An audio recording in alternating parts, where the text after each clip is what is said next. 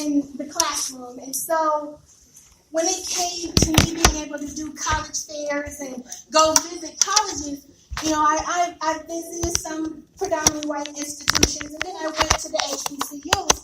And what I felt when I got on campus, especially when I got on AMT, I felt like I was at home. I was going to North Carolina. I'm from Dayton, Ohio. So when I went to North Carolina, I had absolutely no family. The closest family member was in Dayton, Ohio. I ended up with moms away from home. If I got sick, there was some woman that came and took me to the doctor and called my mom. If I wanted some food, she took me to the store and called my mom. They just adopted you. You was out of line, they called your mama after they got you in check. But when I'll say my experience at an HBCU is this. People think like what you saw in the movie, oh, they were having fun, they were doing all of the pledging things, you had the big parties or whatever. I'll admit, we had the parties, the gym jams and everything else, and you paid $1, $2 to get in, you're dancing all night long, and then you go out to eat 3 o'clock in the morning, then you can't get up the next day, and everything else. That was fine. But they do not coddle you. You do not have an experience where they're saying, well, we're black, we're proud, we're going to do it our way. We're not going to get you ready for the world. What they taught me at my HBCU is that I got to perform 200% to the average white man's 20%. They taught me that I have to sell myself a lot better than the average white person. So I have to be able to walk in the door and show all of my cards on the table and let them know what I am about. They taught me that it's not about what you do at school as well. They said you need to go out into the community. You need to give back to your community. You need to work within your community. Uplift your community. They taught me how to advocate for myself. They taught me how to go in and say, this is what I need. This is how I need to get it. They taught me everything that I needed to know so that by the time I graduated and went on to my job, I was able to, my first job, ironically, I worked for Kimberly Clark. My name was Kimberly Clark, and I lived in Kimberly, Wisconsin. So, and at that location, it was a research facility and 2 diaper plants. It was 2,500 employees. Of 2,500 employees, it was 25 of us black. I was the only female engineer in my department. I was the only brown girl in my department. My boss had never met an actual black person. He equivalated my experience being in Wisconsin to him going to Mexico, not being able to get a haircut. When I lived in Wisconsin, there were Caucasian people coming to me saying, can I touch your skin? And I said, why? They wanted to know if it wiped off my skin color. Well, I had them fooled with my hair because, of course, there was nowhere to get your hair done. I had to either drive an hour and a half to Milwaukee, 3 hours to Chicago. And so I would braid my hair a lot. And he said, you do that every morning? I said, mm-hmm. They said, well, how do you keep the braids in? I said, I burn the ends. You burn your hair? I said, I sure do. It keeps the conditioning in. They said, you don't have them people burning their hair. I said, I'll just tell them they didn't do it. I mean, I went through a lot there because it was like really a culture shock. But the things that I was taught at my HBCU was not just my education, but to make positive social change no matter where I am. So there, when I saw that there was not a lot of brown people interning, not a lot of brown people coming there as employees, I decided to be a part of the whole hiring thing. So I created an internship program for brown people. It's still there today. I was a part of the whole Hollywood thing to tell black people you can survive here. I chose that environment. Why? Because I wanted to be challenged. I didn't want to go to Maryland, D.C., Virginia area. I didn't want to go to Atlanta.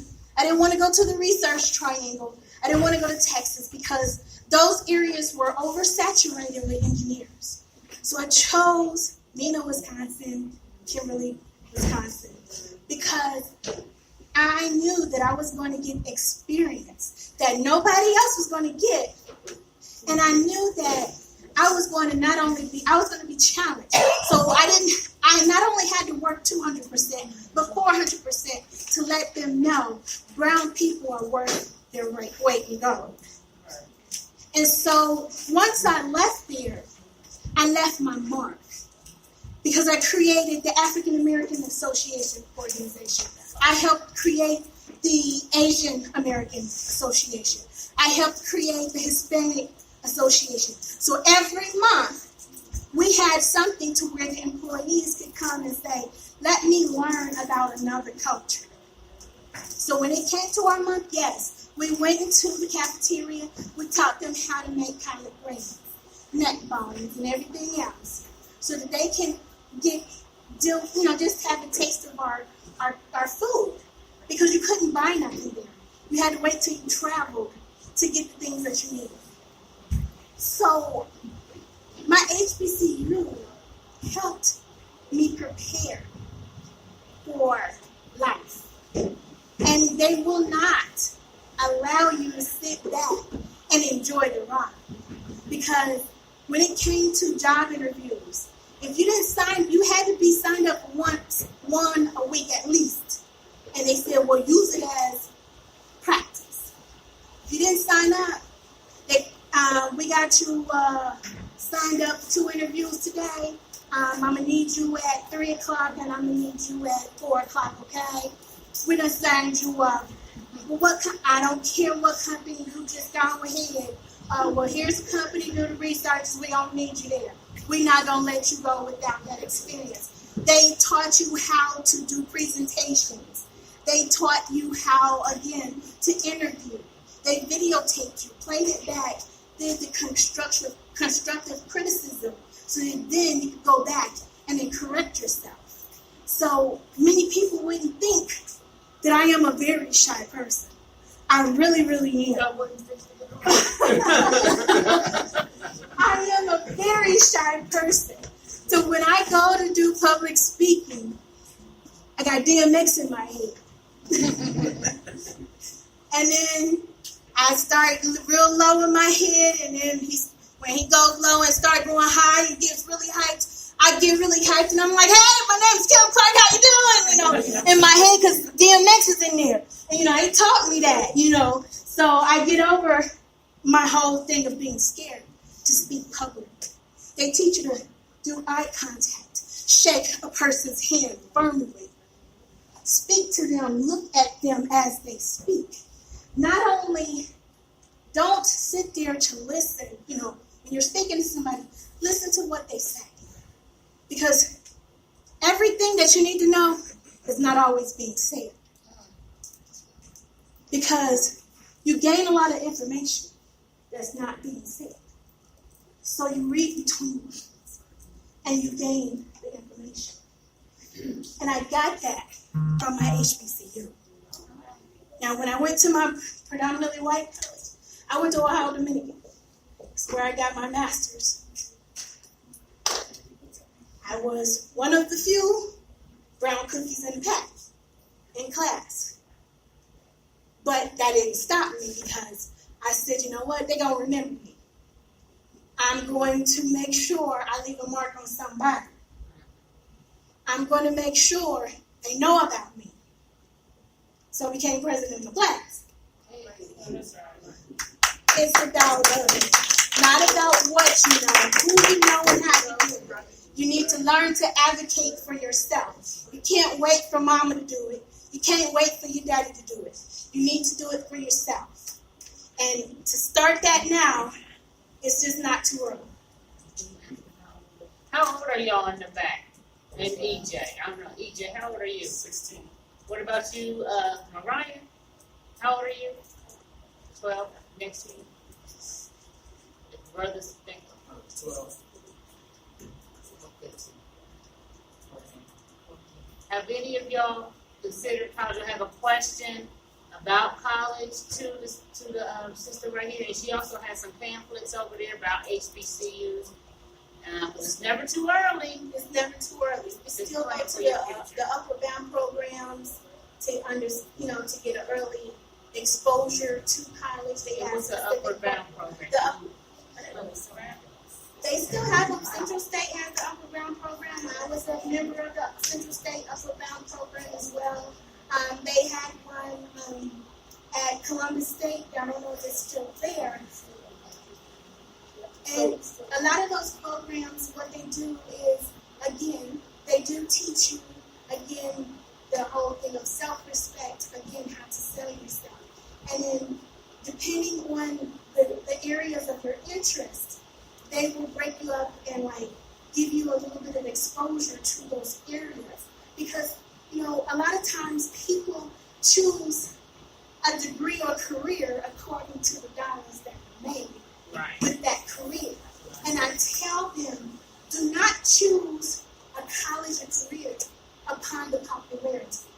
Because when you do that, you're setting yourself up for failure. Because you end up finding yourself not happy at what you're doing.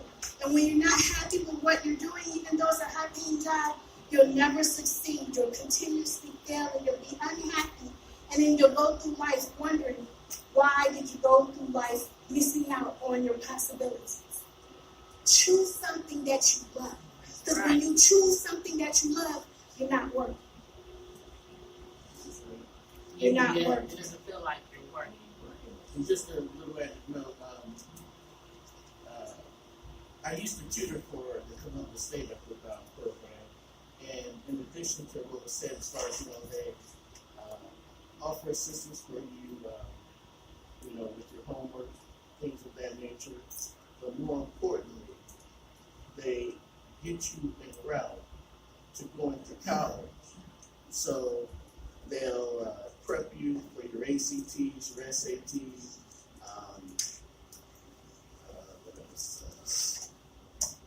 and for your interns and getting your all of your financial aid and all that stuff together and applying for scholarships and all that stuff. So they keep you on track for getting that stuff done in good order. So say I want to go to the upper bound program. How do I even go about that? And is there an age limit on that? Like as far as you have to be at least such and such age to go? Depending on the programs, they start at 11 years old until you are a senior. But it all depends on the program, the school, and what they have. Let me say this from She has a question. okay. Now I have all teenage friends, basically. So how do I get information for them to possibly be a part of these different programs that's available for them? And not only that, how can I get information for them to know how to take those steps? Right. Because obviously they don't have it when they go now to school. I don't think they have that in their possible. They don't have those options. I'm saying, tag me. Okay. Let me say this, and I'm gonna ask Brother JT Ayers to come up to shed some male perspective on this whole piece as well. But if you are right now in grade 6 through 12, your students can start taking college classes in 7th grade, paid for by the state of Ohio. It's called College Credit Plus. We hear a lot about teachers and what teachers do. When you're talking about college preparation, your number one focus is your guidance counselor. Guidance counselors, they get the information people send out information to guidance counselors about scholarship, programming, activities. I would tell you to advocate for your kids and for students to advocate for themselves. Number one, every student should have their own email address. That is their first name, their last name at whatever.com. Gmail, Yahoo, wherever. You have to have I would suggest you get a notebook, and whether you are on Facebook or you are on IG or you are in church bulletins or you are out in the community and you meet somebody like him, start collecting every single program, even if they're not eligible for it now. But there is so much information. I know kids don't like Facebook, but that's where we share everything. So I'm a member of Delta Sigma Theta, but we have a Delta Gyms program. We have a Delta Academy for grades 6, 7, and 8. And then when you're in high school, it's 9, 10, 11, 12. We get information on Upward Mountain, on Trio, on OWJL, Gifted Talented Camps. So there are things that they qualify for starting in middle school, but you have to pay attention. And I would tell you to just walk into school one day and say, let me see what you got going on right now. That stuff is hanging on the wall. It's hanging, sitting on a desk somewhere. And sometimes until you ask for it, you might not know. Go to the libraries. Go ask your friends. Make a network.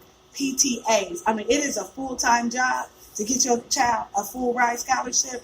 But if you commit to it, almost about 3 to 4 hours a week with them being a part of it, of their own destiny, then you will find, once you do it for that first one, you're passing that information out to every single one. And parents can also begin to take their children on college tours, because all colleges have college tours where parents can go with the children and check out the schools to find out what they have available there, which you should also visit Black Student Unions if it's not an HBCU. Yeah, the sister, I think the brother in the blue hoodie and the brother behind have questions. So we don't want to step on everybody. Columbus Public Schools. My question is this. Columbus Public Schools. I know when I was in high school, and I went to public school in Youngstown, Ohio, only students who sought out the guidance counselor got that information. I used to go visit my guidance counselor on my own. But I know out in New Albany City Schools, they actually have a program. Every student is tracked through school. They have an advisor. That advisor works with them. They talk to them about getting ready for college, getting ready for ACTs, all the way through school. I don't know what the parallels are, if there are any within the Columbus City school system, but the rate at which the kids from New Albany go to college and the rate at which, we've got, and my main thing is the young black males. They are not being tracked for college. They are being tracked for prison. So, not in Columbus City. Do they have anything? Do they have that? Yes. So she doesn't. She's sitting here saying that she has these teenagers. Let me say this. Have they been to the guidance counselor's office or their guidance counselor? Are they in Columbus City? Yeah, they're in Columbus. Okay, so They're in Fort Hays. So let me tell you, I'm on the board of Columbus City School Board. I'm also on the board of I Know I Can. I Know I Can has an I Know I Can counselor in every single Columbus City schools. Their only job. But how did the kids get there? They call them. They call them. So all you the have kids to. are You have to meet. You have to meet with your I Know I Can counselor. You have a regular guidance counselor in Columbus City, and then you have an I Know I Can counselor. I Know I Can start calling you down junior year. I Know I Can robocall. They have Blueprint College. They have 3 coming up where they start when your child is in middle school to tell you all of the financial programming they need to get ready for college. They have Blueprint Middle School, Blueprint High School. I go to them, so I'm on the board of that, so I know they do that. We did a college expansion. We spent probably about $1.2 million with them just so they call each one of your students. Now, what your students cannot be is this. Right. They got it. When they call you to come, they're calling you to say, come on and let's do it. And you got to go and see them. But my concern, and I want to be respectful of this environment, I Know I Can is only for Columbus City. So if your student is not in Columbus City schools, if they're a member of Millennium, if they go to Graham, if they go to FCI, KIPP got their own thing. But you really got to work that much harder because you're not a part of Columbus City if you're in Millennium. So you got to, right here, ear to the street, community, knows everything. People give them information. You got to find a way, if you're not in Columbus City schools, to plug in and get information, whether it's through Facebook, whether it's through community organizations. If you have a middle and high school student, Fort Hays got it all. Now, Fort Hays is one of our tightest, hottest high schools ever. Dr. Tony Anderson, who's the assistant principal, went to high school with me, and then Dr. Milton Bradford. He's on point, but you got to go. You will have to advocate for your own life. So students, they are the closest to the information. They're closest to where it's coming to the school. You got to seek out your guidance counselor, but I know I can counsel to your point. Seek out everybody. And that's their job starting junior, senior year. And we're expanding into middle school in 1920. I just want to make sure that the young people understand that you don't have to get a full ride, because when you say full ride, a lot of people think one scholarship. You get as many scholarships as you can. You got some that's $200, $100. You got some that's $2,000. You got some that's $50,000. You just got that. It's a hustle. You know what I'm saying? You got to really think about that. And then on top of that, key piece for the young people, as well as the adults. Nobody will care about your stuff more than you, nor should they. So if it's our kids and we know, we should be trying to help guide them, or we should be plugging them up with people that can guide them. And young people, you got to advocate for yourself. So you got to start seeking information. When you have an opportunity to come to something like this, you have to get up, get out, and talk with people. You know what I'm saying? Because that information, as I can't remember the brother's name, he said information is the new money. Get you some. You know what I'm saying? Get y'all some. Absolutely. I And just want to also, I'm sorry, go ahead, Karen. I'm sorry. Just talking about the college tour. There's a Black College tour coming up from June 3rd to June 8th. If you go to the website of HBCU Connect, you will find the flyer. They are going to, the colleges that they're going to will be North Carolina A&T, Clark Atlanta University, Spelman College, Morehouse College, Winston-Salem State University, Morgan State, North Carolina Central, Howard University, and Duke University. Those are the colleges that they will be going to on this tour.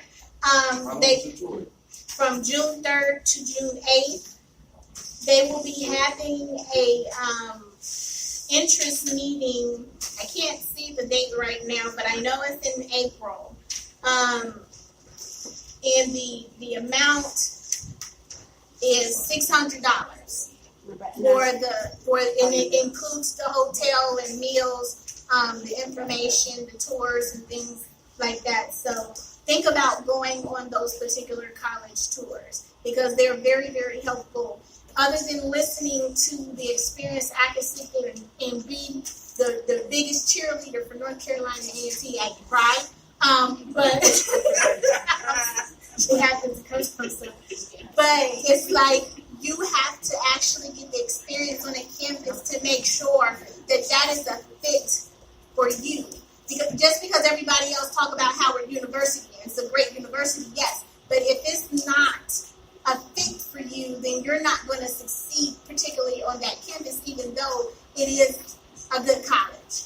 Is there money available to support that? $600 may be a lot for something.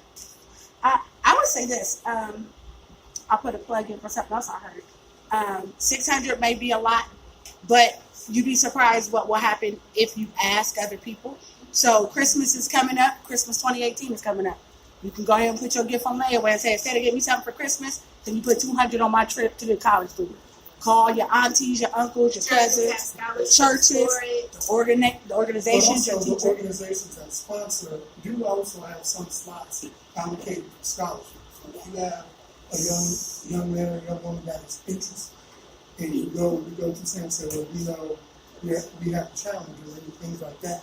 There are people who sponsor certain seats on those as well. So part of it is you have to let people know that there is a need. Some of the spots we got here.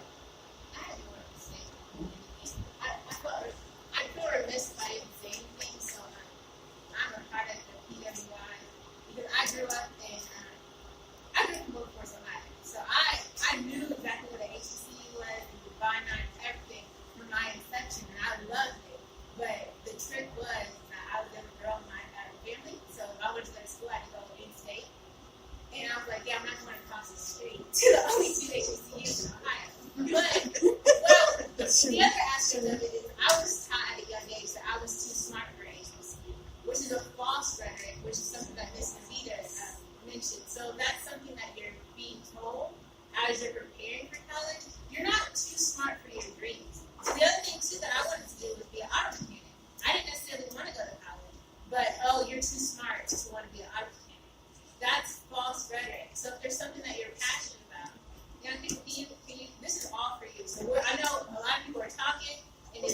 wordy, but I promise you it's about you. Okay? So you're not too smart for anything that you're passionate about and that you're interested in. Yeah, and so you don't have to go to college to be successful or to have a life that you're proud of and that you're fulfilled by. And speaking as the associate director for academic probation and mentoring at a university level, which was a position that there were so many students that were there because other people wanted them there or because they didn't know what to do after high school. That's not the reason to pursue college, right? So you don't have to go to college right after high school. And that's key.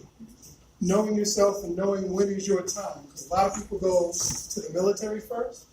A lot of people sometimes just work first. To understand, if you can be an auto mechanic, you can be an engineer. But sometimes you may need to get your money right because everybody can't afford things. And if you want to be an engineer, or you can own your own auto mechanic shop. And you can always go to a trade school too. If college ain't for you, you can learn a trade. That is always an option. So in the movie, a reference to the movie was that they went to a restaurant and he said that I don't see any people on here that look like me. Remember? He was in Sal's Pizzeria or whatever. And he was like, everybody. No, that's wrong movie. Do the right thing. She came in later.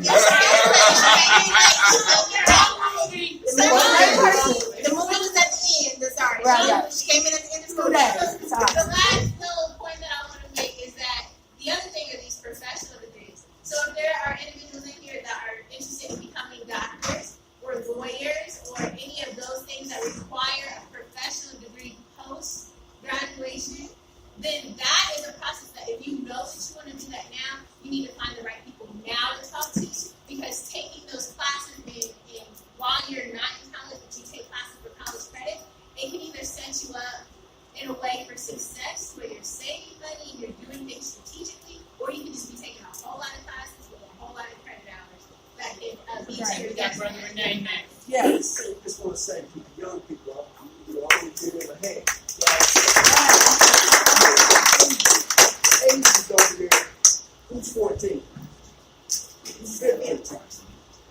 That man over there was 14, right? So what I'm saying to y'all today, that I'm 63 years old, going back trying to get an education when I fell out of school. At 14, I had a mentor who was Ray Miller, or I boxed. But somewhere I got caught up in it. So by you being here means a lot to me. Not enough black men in here, but it means a lot for y'all to be here. Because see, y'all are our future. Who's going to tell our story? But the point that I'm trying to get to, I was scared to go back to school. I have to go back to school. It's a necessary because it's something that I have to do for me at this age. Because see, I was gravitated up by the streets. And I'm fortunate enough to stand here and tell y'all, y'all are our future. And we depend on you. And it's my job to tell you the story and how important y'all really are to me and to our race. So I'm taking my hat off to y'all by y'all being here to be entertained. But I'm telling you, what they're trying to give you as elders, that's what was given to us. But some of us had hard heads, me. And I'm fortunate enough to stand here today and tell you that people here love you and would care because y'all are our future. So when we say, can you be a little bit more attentive to what they're saying to you? Because people could have been doing anything today. You could have been doing anything. I'm glad nobody's got their arm on you, swaying you into a wrong move over stuff. So I just wanted to say that to you because y'all mean a lot to me by sitting in here and school days, all that. I just want to say that to you. I got to jump in. When she's talking through. Just jump in. Well, my name is JT Ayers. I'm a transplant to Columbus, Ohio from Mount Vernon, New York. I attended Kentucky State University and Vanderbilt University, so I've seen both the PWI and the HBCU experience. I'm also a proud member of Alpha Phi Alpha. And for the sister who was a grandmother said you have all these kids. There are many youth mentoring groups that are here in Columbus that the Greek community provides. All of the sororities have youth mentoring groups, and all of the fraternities, other than the Iotas, as far as I know, have youth mentoring groups ranging in ages starting from age 12 through high school that focus on not necessarily making them members of the organization, but character development, citizenship, and scholarship. And if they choose to become a member of the organization after they graduate or go to college, if they choose to go to college, fine, but that is not the purpose of the organization. It's to try and help make more well-rounded young men and young women. And through a lot of those organizations are scholarship opportunities. Every organization in the city of Columbus that is Black Greek-led organization has at least one, if not multiple, charitable foundations through which they focus their educational efforts. So I know we as Alphas give out approximately $5,000 in scholarships every year. I know the Deltas and the AKAs are doing way more than that based on their population. Some of them have alliances with other organizations. We're leveraging relationships with Nationwide and other corporate entities. So when they're saying, hey, we want to give something to a minority student, they're looking to us to identify those students. So a lot of those opportunities that some of the corporate folks have, they're using some of the other vessels in the community, through the Black Greek-led organizations to help identify students. So those things are out there. So just want to let you know, if you're here at First Church, I think you've got probably a good representation of every Black Greek-led organization as a member of this congregation. One of my good friends, and I think he's probably still a deacon here, Fawn Holloway, is a member of Alpha Phi Alpha. I know there are several that are captains and that are here as well. But I know it's represented here for sure in the church population. So it may be a matter of, one of those things of definitely asking, folks for that. And as the sister talked about professional degrees, I know within this congregation there are doctors, dentists, lawyers, pharmacists, and everything like that. There are mentors here that the young people just have to ask. A lot of folks, if you just ask them their story, will not only tell you their story, but how they got there and are willing to mentor. So Millennium is separate from First Church, but they're a partner. It's right next door. Like I said, right next door. There are folks, that are more than willing to help. The college tour that she just mentioned is being sponsored by Alethea Gaddis, who's a member of First Church. She's also a Delta, but she's a member of First Church. Well, that and the Gaddis Family Foundation. And the Gaddis Family Foundation. It's concrete. Yeah. So the partnership very close to here. And I'll tell you, though I belong to a chapter in Dayton, we have every year a debutante ball. And so it's graduating seniors who are being presented to society as those who are about to enter society and move on to start their life and their careers. And we give out upwardly between $25,000 to $50,000 per debutante ball. My line alone, we give out $2,500 during the debutante ball. We give 3/4 of that goes to a debutante, and 1/4 goes to a escort of the debutante. And that money for that scholarship comes out of my entire line's pockets. I got $10 for any of you high schoolers or young folks who can figure out what 3/4 and 1/4 of 2,500 is. 25,000. What is it? Oh, 2,500. Yeah, 2,500. I'm sorry. 2,500. What you say? I know what I Say he has $10 for whoever. He was trying to get him some money. You can mathematically figure out what 3/4 Well, it's 3/4 to $2,500. and what For the youth to figure out. Yes.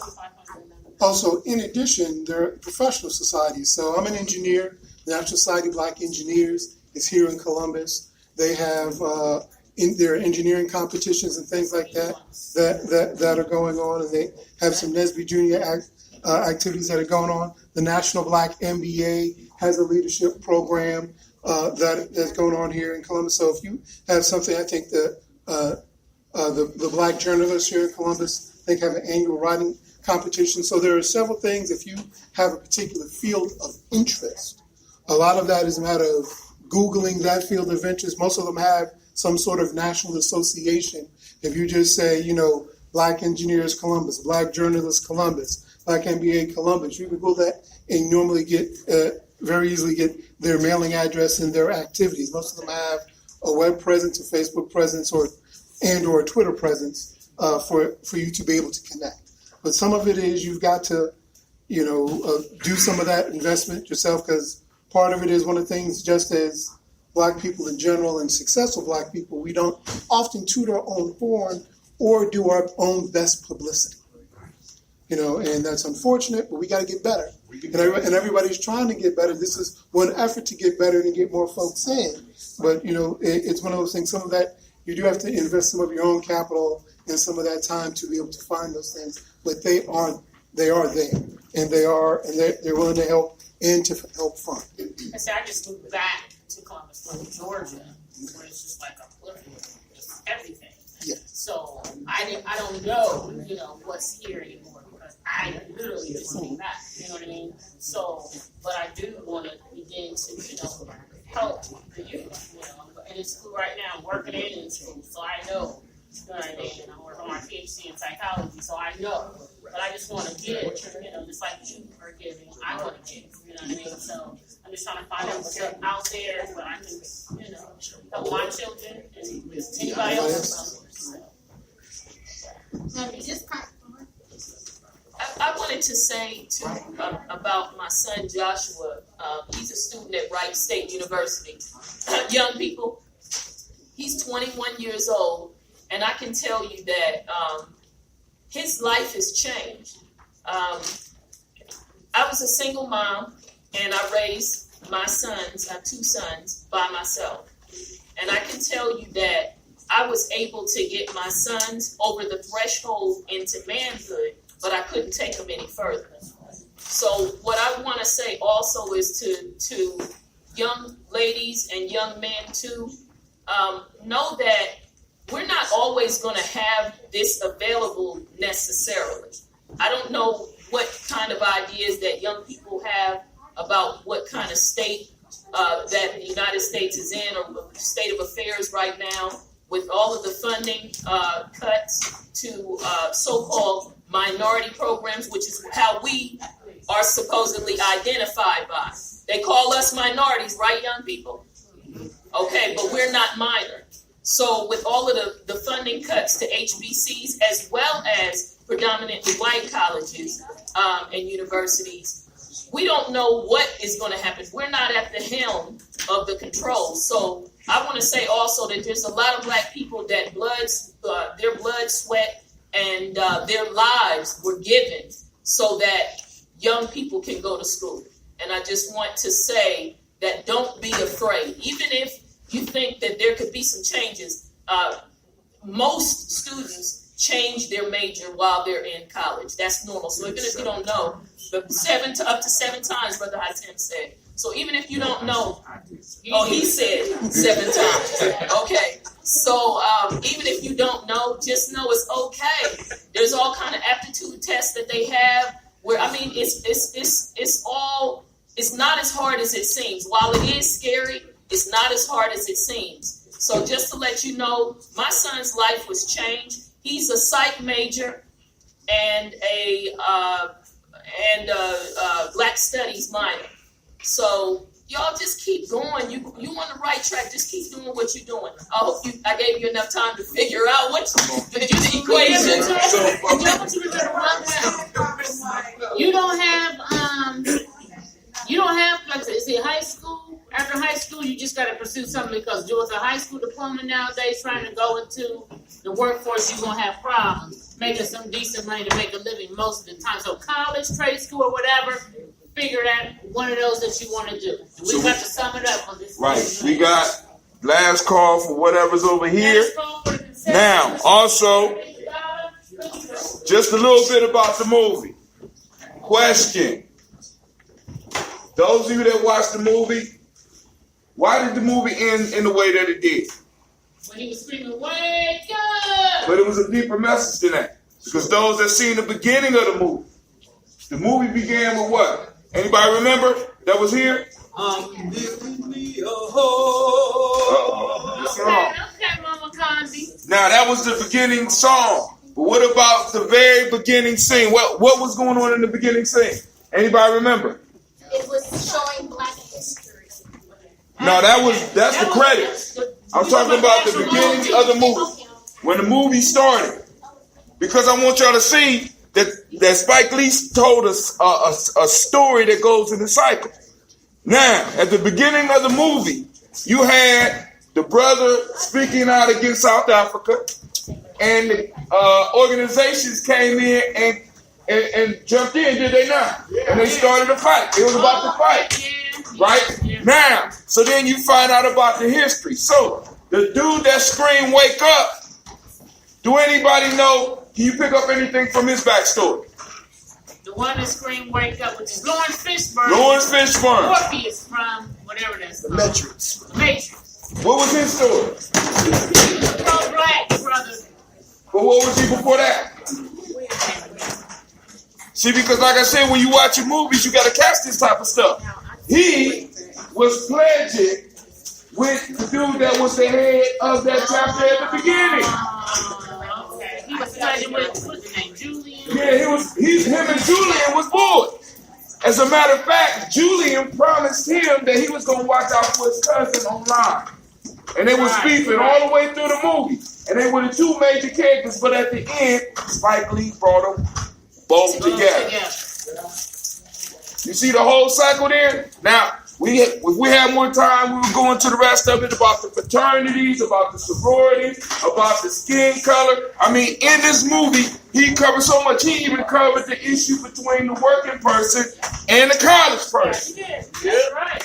All of that was in the movie. Light skin versus the dark skin. Good Black hair versus the black question. hair. You know, those are all things that we may and do encounter in our community. Christine's and the Kwame's. Okay.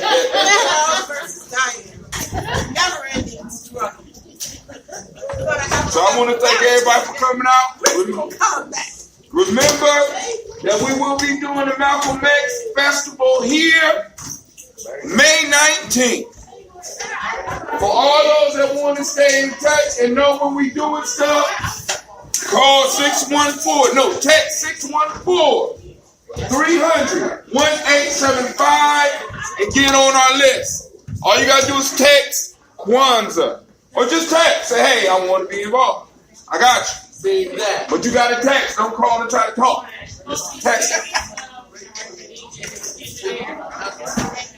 Thank you.